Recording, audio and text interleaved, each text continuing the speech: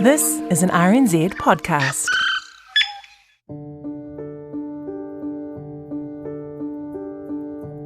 In the meantime, Mr. Wheeler came back from his tea break and wondered where Mr. Blomfield was, went out the back into the alcove and found him lying with his head towards the safe, and he thought that he'd just fallen over, maybe had tripped over something, but he noticed all the blood coming out and he realised that he had been attacked. Hi, I'm Jesse Mulligan, and this week on Crimes NZ, we have a real whodunit. In 1931, Auckland pharmacist Arthur Blomfield was bludgeoned to death at Mackay's Dispensary on Wellesley Street.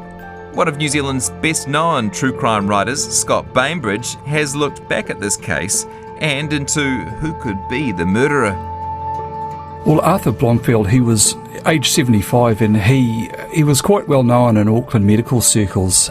He was probably he was New Zealand's oldest pharmacist in 1931, and prior to opening up his dispensary in Mackay's, he actually had a string of pharmacies around Auckland, and prior to that, he spent majority of his younger years over in Sydney, where he built up and ran Sydney's largest pharmacy. So, sort of throughout his career, he downgraded. He owned a string of pharmacies around Auckland, and then at the age of 70, he thought he'd better start taking it easy and just restricted it to one and took over the lease of Mackay's, which is perfectly situated in Wellesley Street in the Pacific Buildings. So he was catered to the workers of Auckland, because it was right on the corner of Queen Street and Wellesley Street. And I described him as elderly. I mean, 75 in 1931 is a bit different to 75 in 2022, right? He would have been quite an old person. Yeah, but he was reasonably fit, and he had represented, when he moved to Australia, he had represented Australia in swimming competitions. He was right into his boats. He had a launch himself in Auckland, and he was the president of the captain of the Rob Roy Canoe Club, and so he was still out, doing out on the water, even at that age, at 75. So he was in perfect health. Fit and still working. He worked at Mackay's Dispensary with a junior, Mr. Wheeler. And what happened on Friday, the 30th of October, 1931? Well, I'm saying that the attack wasn't spontaneous, that it was pre-planned, because Mr. Wheeler, the assistant, had just popped out for his tea break at 4:45, and all the workers started leaving work at 5:00. But just prior to 5:00, a man entered the store, and it was thought that he was after the till. Certainly not long after 5:00, a customer, Mr. Pollock, entered the store and noticed that there was nobody behind the counter. So he sat down in the waiting area, which is just a small store, and then a man came out and said, "Oh, have you been waiting here long?" And Mr. Pollock said, "No, I've only just got here." And he said, "Well, he," referring to Mr. Blomfield, "he'll be out in about 5 minutes." And so the man exited the store, and in the meantime, Mr. Wheeler came back from his tea break and wondered where Mr. Blomfield was, went out the back into the alcove and found him lying with his head towards the safe, and he thought that he'd just fallen over, maybe had tripped over something, but he noticed all the blood coming out and he realised that he had been attacked. And certainly when he came back out to the counter, the till was on the floor, and there were a few coins scattered here and there, but the bulk of the money was missing. And was Mr. Blomfield still alive at that point? No, he was teetering on the brink, and when the police and the ambulance or the medical people did arrive there, he was in a bit of a lucid state, and he was sort of shouting out, "No, George, don't do it," or they thought it was either George or Joe, so it sounded like he was trying to, tell somebody to go away, and he was flailing his arms around, and then that's when he lapsed into proper unconsciousness, and he died about six hours later. And, pretty sad. 16 wounds to his head, lots of brain injuries, and I imagine much less that Auckland Hospital could do back in those days than they might be able to do now. Do we know what he was murdered with? Look, it was either a hammer or a car spanner. It was something heavy, and certainly when I look at the injuries which are available in the archived file, and he was, to say that he was bludgeoned to death is a bit of an understatement. So he was beaten severely. That the injuries that he received, were you just wouldn't survive. It was just a ferocious beating, and that's what made the headlines too, because in 1931 we're talking about the Depression, and money was hard to come by, and there were a lot of robberies committed, but people tended to do them without too much violence, because these are in the days where a murder was an execution. You got hanged for such a crime. So, but this was a frenzied attack, and it's hard to say whether it was meant to be a murder, or whether the killer just wanted to beat him into submission. Yeah, we've unfortunately got pretty sensitised to violent murders, but I imagine this was a huge story in 1931. It made headlines. I covered the Elsie Walker death, and also the arrest of Bill Bailey for the Lakey murder a couple of years later. And because the Blomfield murder went unsolved, there was talk that maybe Bill Bailey was responsible, and that's the first ever indication in New Zealand history of a serial killer. So the term serial killer didn't come into being until about the 1960s or 70s. But with Blomfield's death, and there was also a murder of a taxi driver a couple of years later, they all, the papers all tried to link the fact that they were unsolved to Bill Bailey. When yes, Bill Bailey may have been in Auckland at the time, but there was no proof pointing him to that crime.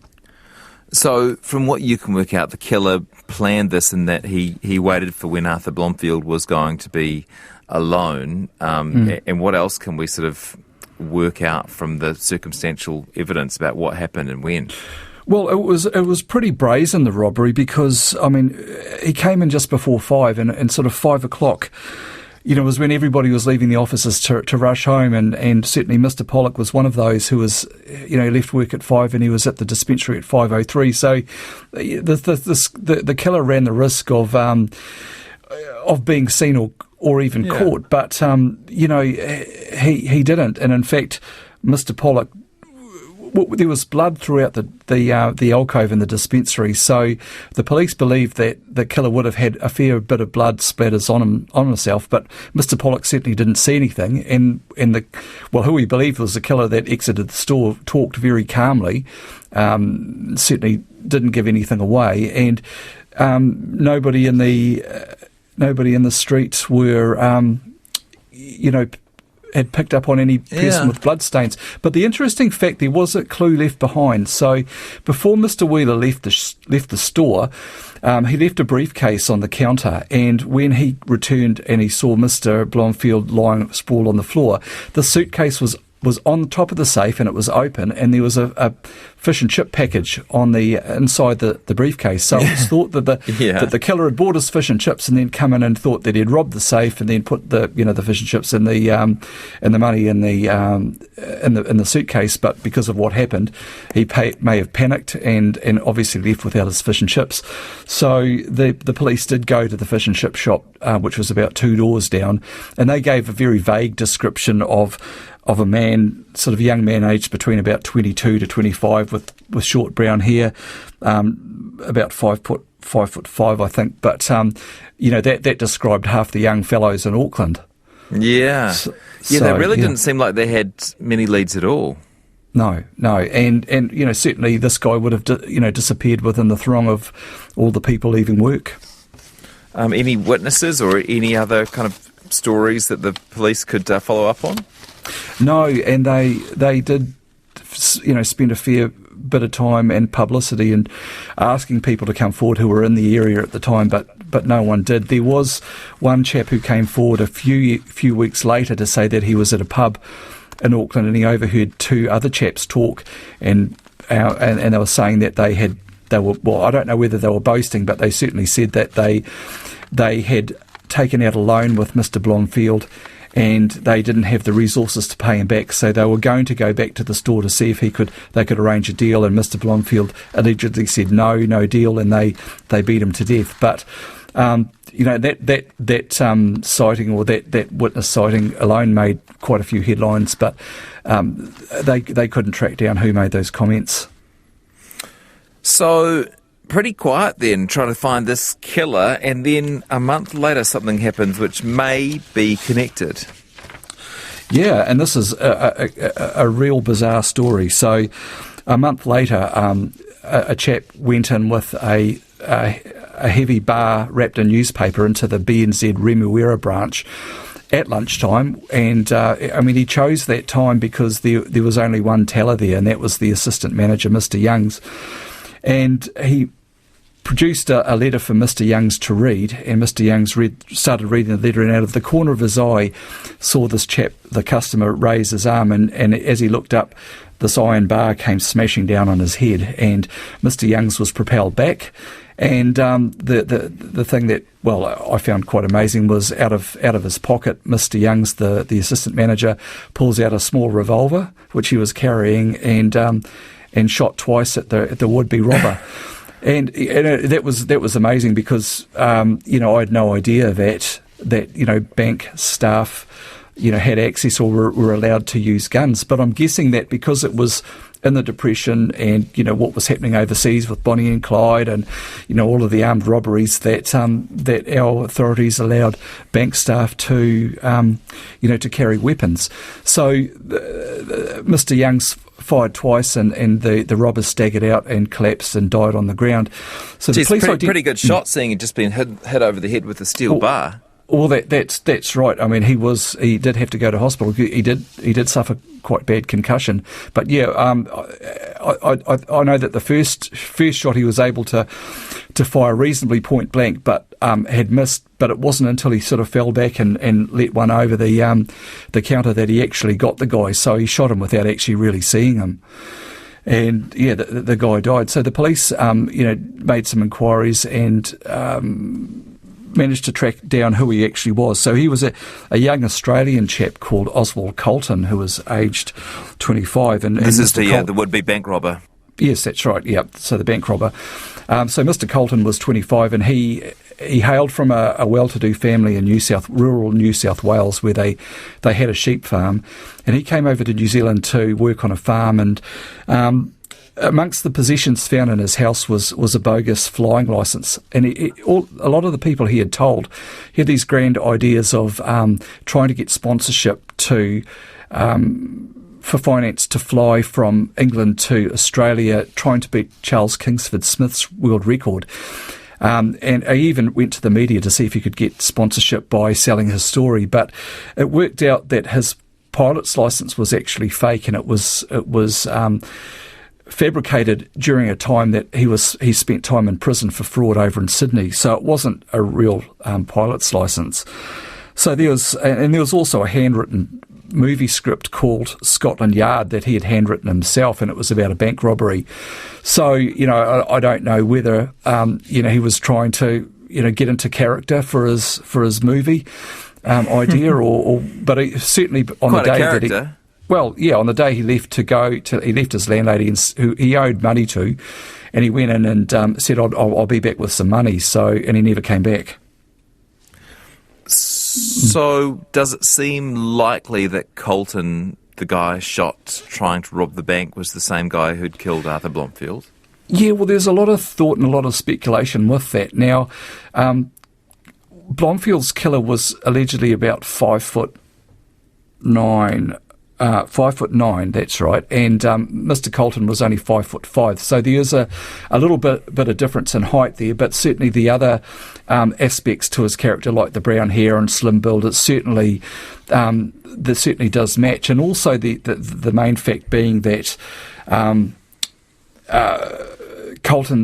Colton had wrapped a steel bar in a newspaper, and that's what he used to bash Mr. Youngs at the bank with, and it's the same manner of what he attacked Mr. Blomfield with, or somebody attacked Mr. Blomfield with a steel bar, perhaps. I don't know whether it was wrapped in newspaper, but the manner of which was very, very similar. And as they looked into his past, he emerged as quite an interesting character, And actually had a bit to do with the community. I think he was a rugby league player, had impressed the various people who he had met, and was, I've got this note here, immaculately groomed. This is the killer. Yeah, well, that's in fact how the police were able to identify him. Like, he was dressed in a flash suit, and it was dry cleaned at the local barber's place, and so there was a ticket in there, and the police went to the barber's place. It was used as a drop-off point for dry cleaning, and the barber said, "Oh, yeah, look, that's Mr. Colton. He comes in here about once a week." And so Mr. Colton, he was immaculately groomed all the time, and he came in for a haircut once a week. Manicured fingernails. So he was, a very neat person, which it was probably an oddity for 1931 Auckland. So what's your gut? I mean, were there any other suspects for that pharmacy killing? No, there was nothing more. And certainly, having a look at the reports, it seems that the police stopped their investigation into Blomfield's murder after the Colton incident. So I'm of the opinion that the police certainly then believed that Colton was the killer of Mr. Blomfield. For the same reason he went in to rob the safe. There is a bit of a difference in that both the witnesses, the fish and chip shop owner, the fish and chip shop owner was shown a photo of Oswald Colton, and he believed that he was the man that purchased fish and chips on the afternoon that Mr. Blomfield was murdered. However, the fish and chip shop owner and Mr. Pollock, the customer, were adamant that the killer was dressed in a blue suit, whereas there was no blue suit found in Mr. Colton's possession. He habitually, dressed in either a grey suit or a fawn-coloured suit. He could have had a blue suit and disposed of it, but certainly the people who knew him would say that they've never seen him in a blue suit before. So what do you make of it? Oh, look, it's difficult to say.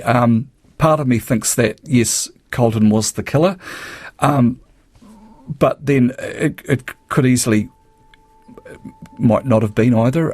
Certainly, as I mentioned before, a murder was a capital offence. So if the person who bludgeoned Mr. Blomfield and Mr. Blomfield died, obviously, then this guy's sitting on a capital charge and he would be hanged. So anybody would want to do what they can to cover it up and go to ground. I don't think that the killer would be so brazen enough to go and commit another crime in broad daylight less than a month later. Thanks for listening to Crimes NZ with me, Jesse Mulligan, and thanks to Scott Bainbridge for sharing his research with us. Crimes NZ is produced by Melita Tull, Charlie Drever, Sam Hollis and Ayana Piper-Helian, and thanks to Liz Garton and EP of Podcasts Tim Watkin for getting it out into the world of podcasts. Crimes NZ is available on Apple Podcasts, Spotify, iHeartRadio and most other podcasting apps. Make sure you follow us to automatically get each episode as it drops.